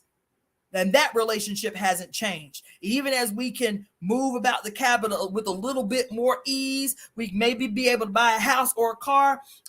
What this narrative in this society teaches us is that we are still owned by someone else. Therefore, everything that we produce becomes the commodity, the owned commodity of someone the fuck else, through which everybody is entitled to. That's why K-pop people can do all the bullshit they do, all the little black dancing, and I'm seeing Japanese people, doing African drum and dance and singing to the Orisha and shit. I'm seeing white women becoming priests in the tradition of our African ancestors, or becoming shamans, or becoming whatever the fuck they see fit, because they are entitled to. There ain't a square inch of the planet Earth white people do not feel entitled to. And by proximity to whiteness, non-African melanated people feel a little bit entitled because of their proximity to whiteness. Because everybody places their value on their proximity to whiteness, even black folks. That was the other thing I was going to talk about earlier, was black colorism and colorism in general. I done seen so many, and it may not be on their mind, it may not be in their consciousness, but it is a part of their fucking conditioning. So many Mexican women out here swear they progressive, and to demonstrate the quality of their progressiveness is like the next thing that they have to do is go find them some black body to be with. They got to go find a black man to be with. Native women, they got to go find a black man to be with. This is the evidence of their progressive selves, right? And while I ain't got no struggle with that in general, we got a problem when white women do it. When white women go into colonized spaces, and in order to, and it's obvious when white women, we know exactly what it is we looking at when we see white women do it. When we see white women actively pursue men of color, and this becomes the badge that they sport to demonstrate how progressive they are, how with it they are, because they exclusively date men of color. This is colonialism. You feel me? This is colonialism, baby. It ain't your desire, it's your conditioning. It is your ownership. It is your entitlement. It's your entitlement that's showing. Could you be an ally? If you could, let me ask you this. White people, this is for white people. Could you be an ally if you were told that you, in order to demonstrate your solidarity with the struggles of non-white people, could you continue to be an ally, a force of solidarity, if you were told you could never be in a relationship with a person of color? Would you still be an ally? And that's how you can answer the question about whether you're a real ally or whether you're an opportunist. Whether you're an opportunist. Because listen, white supremacy and the entitlement that it produces. And we're saying that even among people of color, they place their value, their worth, and their access to power based on their proximity to whiteness. For you to be white and enter into a space of color and actively pursue men of color because they too see your proximity to whiteness as their proximity to power, and you know that. So you know that in the spaces that you go, if it's you, white woman, and your black homegirl, and it's a black dude or a Mexican dude that is in the space, he is more likely to pursue her than he is more likely to pursue your white self than your homegirl black self. He is more likely to talk to your white self than your homegirl's black self. That is the intricacy of this conditioning, but you can't see it that way. I can't help who I'm attracted to. Bitch, yes, the fuck you can. Yes, you can. And if you were told you would never be able to enter into personal relationships with people of color until the world is truly made free and equal, could you still be an ally? And I guarantee you, 99% of you would say, hell no. Hell no. I like my one black person and fuck the rest of y'all. I like my one Mexican person and fuck the rest of y'all. And if we're talking about white body proximity and black body proximity, it's just fascinating to me. I went to this other event called Rhythms of the Village, put on by these Africans. I saw one black, I was there for 9 hours. I saw one black couple at an African event, at a black event. I saw one black couple. Every other black person, I saw one mixed race couple that was black female and a white male. Every other black person I saw there was with a white woman or a Mexican woman. All day. I was there all day. I set up a table to help a homeboy. All day. And while we can be obviously moved about the black dudes who come to an African event with a white girlfriend, be completely unmoved by the black dude who comes to the event with his Mexican girlfriend because she is a person of color, because she colonized, you feel me? But not understand the inherent anti-blackness in his self. Because in his mentality, and I'm guaranteeing it, because I wouldn't have seen that many. I saw motherfucking 15, 20 couples that were black males and Mexican females. Her proximity to whiteness is what attracted him to her in the first place. And we have to make it plain. Now I don't give a fuck, because men can't get shit from me anyway. Right now, I'm in a place right now where a man can't get close enough to fucking breathe the same oxygen I'm breathing. So it ain't me being jealous of white women or Mexican women or Native women or no dumb shit like that for anybody come with that dumb ass shit. It is about acknowledging that every freaking aspect of our lives is defined by our fucking conditioning. And our conditioning is centered in whiteness and blackness. And everything between determines its proximity to either. You want to be in proximity enough to black people that you are validated as progressive without reaping any of the side effects of blackness, but you want to be able to hold close to you your white body proximity that gives you power and access. And y'all all fucking do it. Even light-skinned black people do it, because that shit is rampant the fuck out here. If you light-skinned and black, listen, I was applying for a job.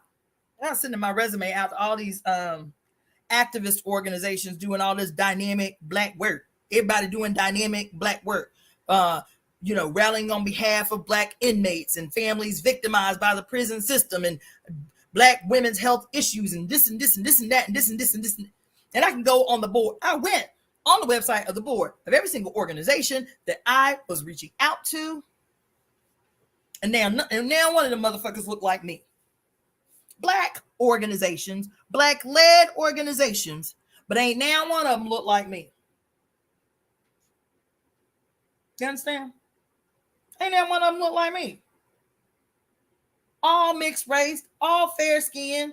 Some of the people leading these organizations, Ivy League trained, went to school at Harvard, went to school at other place. All these like Ivy League schools.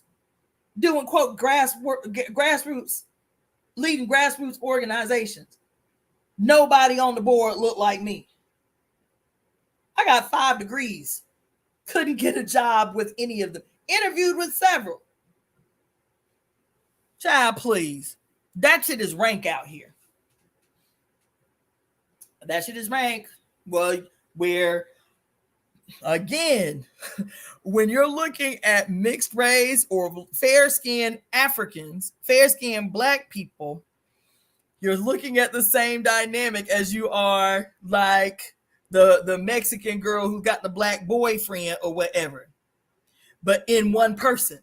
It's this one person who has just enough proximity to blackness to be valid, to validate progressive ideas and ideology, but just enough proximity to whiteness to elucidate power, to imply power, to be given validity, because you need whiteness to validate you as a non-white person in a white supremacist society. So that's why all these organizations prop up fucking light-skinned, mixed race people, not just organizations, because I'm talking politically, but I hear all these black women who come out here who are actresses or aspiring actresses or models or whatever, and they're like, damn, is it 2023? Are we still having to fight like hell for scraps of roles and parts and jobs and shit because we too dark? Like, what the fuck? What year is it out this bitch? And I understand their frustration. That shit is real the fuck out here. That shit is real out here. You understand? And so this shit is the question of the day. And all you complicit motherfuckers who jump on board, you treat us, black people, black skinned people. You treat us like fucking garments that you can throw on to go to an event. See, this my one black homie.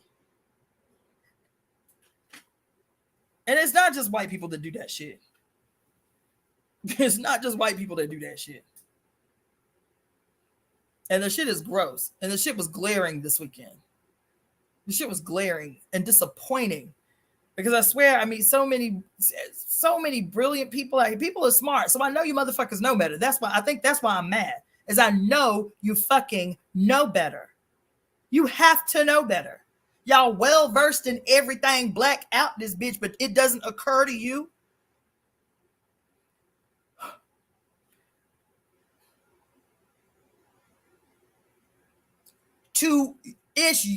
Let me tell you one more thing. God damn it. So let me tell you, when my daughter was a kid, my daughter was little. My daughter is mixed race. My daughter's half white. But my daughter was raised in the movement. Morgan was 4 years old when I joined the African People's Socialist Party. And I sent her to an all-black private school. And when she was little, she would say, Mama, I don't understand. The kids, they always ask me, what am I? Like, what am I? Because Morgan didn't look like a stereotype. There were other mixed race kids, but she didn't look like a stereotypically black, white, mixed race child. So people often thought she was Mexican or people thought she was Puerto Rican until they saw me. Then they'd be like, oh, okay, right? So, I would tell her, I said, you tell them you African. And if they don't understand, you say, my mama's black. And they'll understand right away exactly who you are, right? Well, when I let Morgan start going to public school, I want to say in the 8th grade. She was going part-time as I was homeschooling when she was in middle school, but I think it was maybe 7th or 8th grade when I let Morgan start going to public school. And she told me that she was getting a hard time from some of the little black girls. And I sat her down. I said, baby, look, I said, it's not going to seem fair, but I want to prepare you for the world. I said, it is your responsibility. It is your responsibility. I want y'all to hear what I'm telling you. It is your responsibility to initiate friendships with black girls. It's not their responsibility. It's your responsibility. I said, because from the time that they are little, they are always made to understand their less thanness. And white girls, I said, what's going to happen is all these little white girls are going to want to be your friend. And the first thing they're going to start saying is, because they're conditioning, they're going to say, you're not like the rest. Oh, you black? You're not like the rest of them black folks, right? I said, so I'm not telling you can't have white friends, but what I am saying is that it is your responsibility to keep yourself sane. To keep yourself sane is to be surrounded by your peoples. Is going to be your responsibility to initiate relationships with little black girls, because little black girls know their experience with white girls and know their experience with mixed race girls. And those relationships are always antagonistic. They see how you will be treated differently than they are. And so they naturally be like, I don't fuck with light-skinned girls, or whatever they were saying to hurt her feelings. I was like, it's your responsibility to let black girls know that you are them. That you are them and that you want to be friends with them. And so Morgan had little white friends. She had little black friends. She had little Mexican friends, Puerto Rican friends. Morgan was an all-around kid, but she took that to heart to this day. And she went out. I told my baby this when she was 11, and she understood clearly, oh, that makes sense, mama. And went out and initiated relationships with black friends. But y'all clueless. Y'all grown-ups and y'all clueless. It's not black people's responsibility to do a motherfucking thing for none of y'all. None of you. We don't owe anybody in this bitch a motherfucking thing. Anything that we give out of our humanity. We give out of our hearts. We give because we want to see the world made better. I do that. I don't owe Mexicans nothing. I don't owe Native people nothing. I don't owe white people a motherfucking thing. But I still go into these spaces to demonstrate what solidarity looks like, to offer my skills and my services and my heart in spaces where I believe in the work that they're doing. I don't owe anybody. I do that because that's the human in me that does that. But I'll be goddamned if I have experienced that in return. And I'm not up for one-sided sucker shit. Black people don't owe anybody nothing. Nothing. Nothing. Nowhere on the whole of the fucking planet do we owe anybody anything. But a bunch of you motherfuckers cannot say that shit in reverse. Y'all motherfuckers owe. Y'all owe. You thieves. Thieves. Thieves of culture. Y'all owe. Y'all owe. And I got an attitude because I know you know better.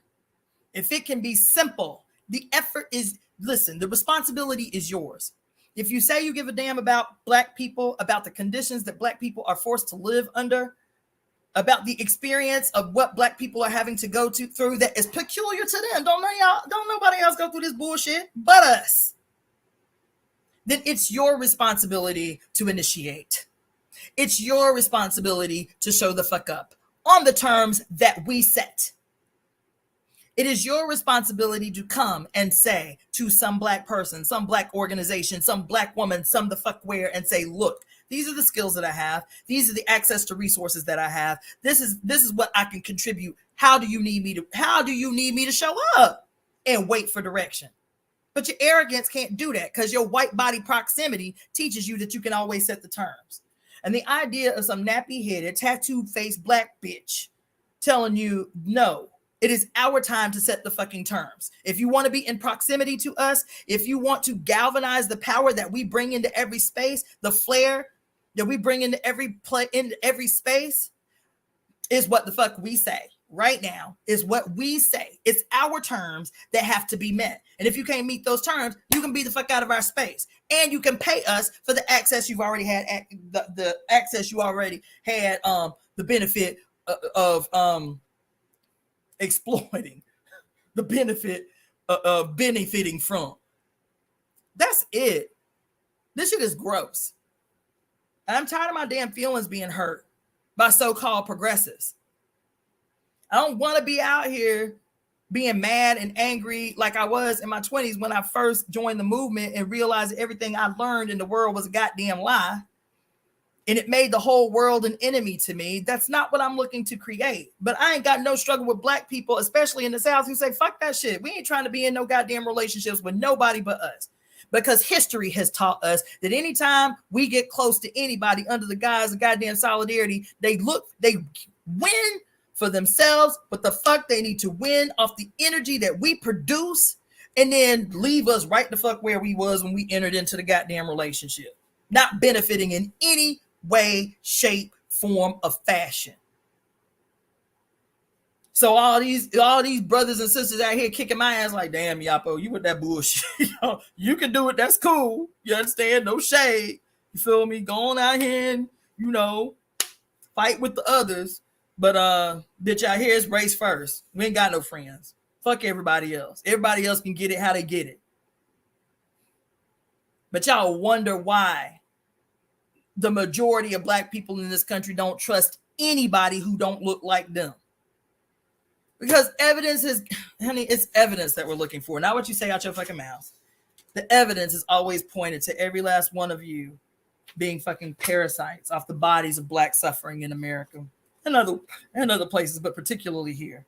Y'all so comfortable in your parasitism that you wear it in full display. You don't even flinch anymore. You are comfortable. And all you need do is find one Negro, one twisted in the head Negro to co-sign on your foolishness, and you are comfortable. You are comfortable. All you need is one native to say it's okay for you to wear a native chief headdress, and you're okay. Well, my native friend told me it was okay. When natives are saying, white people, stop calling yourself shamans. That shit is offensive. Like, stop doing that. That shit ain't cute. It ain't your culture. Stop doing that shit. And white people be like, but I studied under a Native American shaman and he said it was okay. Stop doing that. Well, my best black girlfriend, she was the one that gave me the cornrows in the first place. Stop doing that. Well,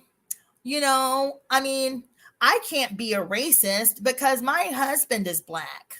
My kids are black. Stop doing that. Bitch, you can still be a racist. And most of you are. Love black bodies but hate black people. Love black bodies but hate black women. Most of you are. I'd be hard pressed to find 1 out of every 10 white women with a black man who is not a fucking racist looking to absolve herself from any responsibility of the accusation of racism, or using her proximity to black bodies to give her access to be a racist without criticism. Stop doing that. There's so much more I wanted to say, but I guess I covered all the bases. There ain't no consequences for any of you motherfuckers. And as soon as there's some consequences, maybe y'all will act right, because y'all act like y'all can't act right until somebody cracking you upside the head with a fucking brick or some shit, or taxing you in the fucking pockets. Now all of a sudden you can understand some shit that people been saying for 50 years. You understand? If you are Mexican, if you are Mexica, if you are Azteca, Mayan, if you're South American, if you are Pacific Islander, if you are Hawaiian, if you are Alaskan, if you are North American Native, and you choose hip hop as the conduit through which you choose to express your art, if that is not every fucking single time on every fucking single album, in every fucking way, paying homage to African people, to holding up the perseverance of Africans through the worst kinds of torture, enslavement, death, brutalization, and exploitation that gave birth to this particular art form, you are guilty. You are wrong. You are wrong. Hip hop don't, quote, belong to everybody. It's our shit that we have gifted. And mostly not voluntary, because most people are offended. You feel me? But at least acknowledge. Otherwise, you acting like white people. And therefore, you should be treated like white people in the theft of our culture. Just like I don't go out to powwows and dress like no indigenous person, don't put on my motherfucking culture like no garb that you are entitled to. Acknowledge. Give thanks to. Show gratitude for. How you gonna be a fucking Mexican hip hop artist and hate black people? How the fuck that line up? Because I done met them too. So-called hardcore Mexican hip hop artists who hate black people. How the fuck that line up? How that line up? Yeah. So I'm done ranting today. I got shit to do, but I was on one. I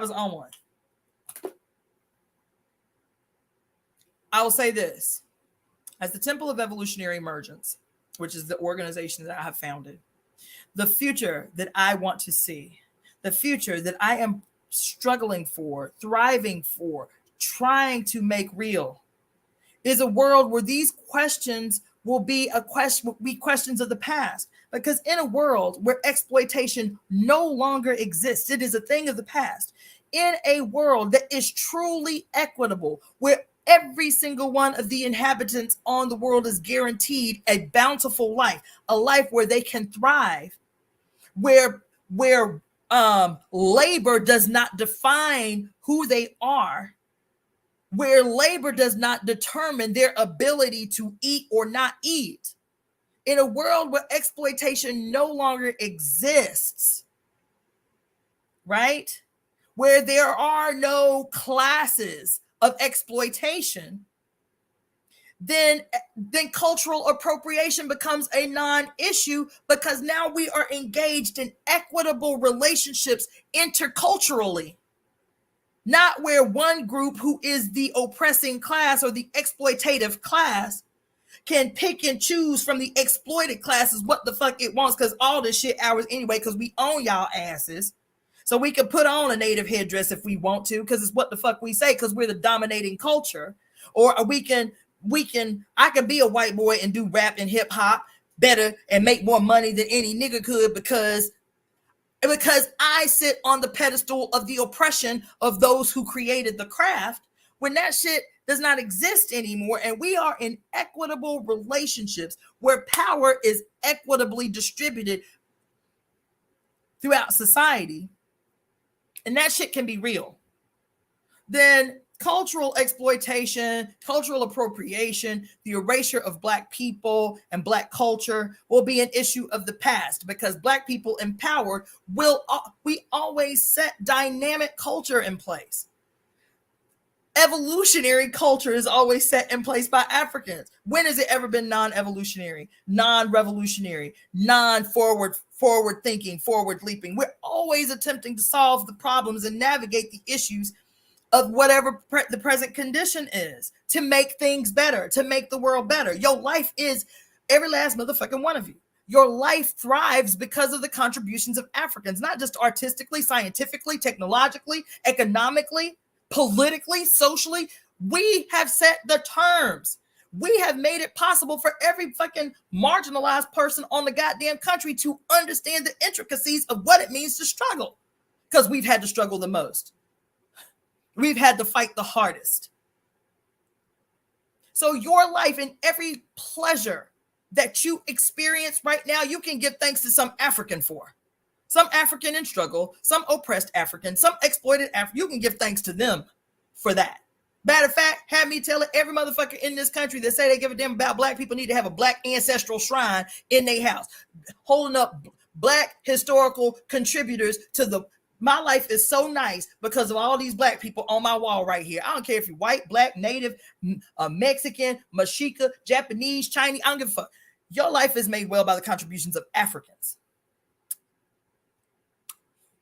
Your ability to talk on phones, your ability to watch TV, these people's ability to go to the motherfucking moon, if they actually did, your ability to enjoy so many dynamic, wonderful cuisines, your ability to navigate the streets of this country with relative safety. There ain't an aspect of your motherfucking life that has not been radically enhanced by the presence of Africans. Y'all all owe. Y'all all owe. Y'all all owe. So that's my take on it. You can be mad. Probably somebody is, but that's my take on it. So thank you for tuning in. Thank you to those who I might be on some different shit. I'm all talking about love and evolution and bringing the communities together. But I'm talking about bringing the communities together on the terms that African women set. So if y'all ain't about that life, this ain't for you. This ain't for you. Everybody is welcome to the Temple of Evolutionary Emergence. Everybody will be greeted with love and respect and guaranteed safety in the space. But it's still on the terms that I set. It's still on the terms that I set based on my relationship and input from other African women who I respect. This is the day where all of y'all that's what y'all gonna have to do. Every last one of you, Black men, Black women, Mexicans, Asians, indigenous people of the Americas, motherfucking white people, everybody is going to have what did Barbara Walker say in this book? That if you want to be spared, spared the side effect, spared the destruction of the Kali Yuga, that you are going to the only people that are going to be spared are those who worship at the lotus of their mother's feet and those who worship their wives. To worship at the lotus of your mother's feet is to worship at the lotus of Black women's feet. God damn it. Now, every last one of you can thank your Black ass mama, known as Mother Earth and Great Mother Universe, for why you even exist. And so the easiest thing that you can do right now is to comply to the will of Black women. God damn it. That's what I said. That's what I said. And I mean it and I stand by it. That's what the fuck I said. That's what I mean. Because none of you ever come to the right conclusions in the absence of Black women. None of you. Y'all always miss the boat. Y'all always miss the boat because of your opportunism. Because you still got white Jesus living in your brain and shit. Y'all never come to the right conclusions. I guarantee you that damn event that pissed me off and had me on this tangent in the first place, that damn hip hop event, I guarantee you had they had one Black person on the, one Black woman on the committee helping to organize that event, she would have said, pump the brakes. We in a city that is constantly assaulting Black people's ability to thrive economically and socially in this city, we need to guarantee that at this fucking hip hop event, that at least half the vendors are Black. We need to guarantee it. We need to go to Black businesses and ask the owners, would you like to vend? We need to go to Black organizations and ask, would you like to set up informational booths here? That everybody is okay with the absence. How you at a hip hop show and y'all can't count on one motherfucking hand Black people? How many Black people at the shit and y'all okay with it? Ain't nobody said nothing from the stage. Ain't nobody said nothing. That's how y'all are complicit. But if a Black woman had been on that committee, she'd have said, whoa, pump the brakes. We ain't got but one Black vendor at your sum up meeting. You understand? At your sum up meeting. At the meeting that you have right before your event jumps off. The night before your event jumps off, you have an emergency meeting. You pull your heads together. Are there any things that we've left out? Any troubleshooting we need to do? Just everybody on the same page. That's how that shit happened. And then your one Black committee member would have been like, yo, pump the brakes. There's a problem here. Vendors, the vendor section of vendor organizers. How many Black vendors we got? Oh, we got one. Oh no, we got this is some shit we got to troubleshoot tonight. Y'all always come to the wrong conclusions in the absence of Black women. The conclusions that you always come to, and I'm talking about Black men too. I'm saying all of you, every last one of you who present in the world, every last one of you always come to an opportunistic conclusion in the absence of Black women. And if what you are doing does not address the peculiar suffering, the peculiar lived experiences of African women, you continue to miss the boat. You understand? You understand? I understand what you're saying, Nura Allah, but your intentions are what translates to sisters and Black women. The black women that I run with who are mixed race or light skinned ain't never had no problem because we know right out the gate what their intentions are and where their loyalties lie. There's some Black women who be like trying to ride the fence. You understand? It's not to say that you can't love your family or white side of your family. That's not the issue. It's does your proximity to whiteness translates to anti-Blackness, and that happens inside the bodies, or do you allow your light skin to become the privilege to which you wield power for yourself at the expense of Africans? That's what I'm talking about. I'm not talking about some dumb shit, some silly shit. That's not what I'm talking about. I'm talking about people's proximity to whiteness and as they perceive that as power. And that's what Black skinned people are responding to. They ain't stupid. They recognize where your loyalties lie. Otherwise, my daughter does not look like she is black mixed. She barely looks Mexican. She's very fair skinned with bone straight hair, right? But she ain't never had no problem making black friends, because as soon as she steps into a space, her energy precedes her. She like, I'm y'all. She walks in with a quality of confidence that lets everybody in the room know, oh, she one of us. She us. And black people ain't exclusionary like that anyway. The only time we exclude motherfuckers is when we know that their intentions are shiesty shit. They want to be in proximity to blackness, but they want to exploit their white skin, light skin privilege. Their proximity to what they perceive as power. And everything in their mannerisms and everything that they say will demonstrate that. So you ain't got nothing to worry about, Nura Allah. You ain't got nothing to worry about. We know you us. You understand? But with my daughter, who was not obviously black, you are obviously black. With my daughter, who was not obviously black, that's why I always initiated the conversation. Her, you gonna have to make, it's your responsibility, baby. Your proximity to whiteness calls on you to be the initiator of friendships with black women so that they know that you are them. Otherwise, white people will pull you into this shit of self-isolation because you don't see yourself as black, or you don't see yourself in blackness. You understand? So, and she learned that early, and that always stayed with her. So, yeah, if you want to get it right 100% of the time, surround yourself with African women, and then comply. If you want to be sure that you're never missing the boat politically or socially or as a progressive, surround yourself with black women. They will not steer you wrong, and then comply. It ain't rocket science. Otherwise, you're going to get it wrong. You're going to be a whole committee of non-white colored women still getting it the fuck wrong. So I'm done. I love you all. Thank you all for participating. Sorry if I hurt anybody feeling sorry, not sorry. Is what it is. But we have to be talking about these questions deeper. These are political questions.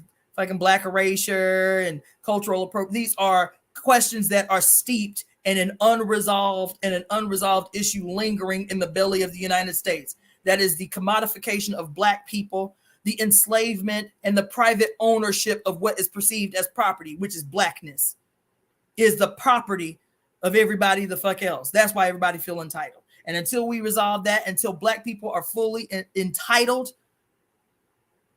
and fully benefiting from that which they produce, this shit will never be made right. Until black people are truly fucking free in this bitch, meaning self-determined, self-defining, self-governing, economically completely able to sustain themselves because they have produced damn near all the fucking wealth that exists in this bitch. Until we are truly living in an egalitarian society, this is the issue of the day. And the only way to get it right, is to worship at the lotus of your black mother's feet. So find yourself some black women to be in proximity of, who can steer you in right direction. Because unless you're doing that, you're going to get it wrong. I promise you're going to get it wrong. The conclusion that you're going to come to is going to be wrong. Is going to be exploitative or opportunistic in some way. I'm sorry. That's just what it is. And then comply. Whatever they say, this is what you're going to do. Because we ain't never going to steer you wrong. We are never going to exploit you. We're never going to steer you wrong.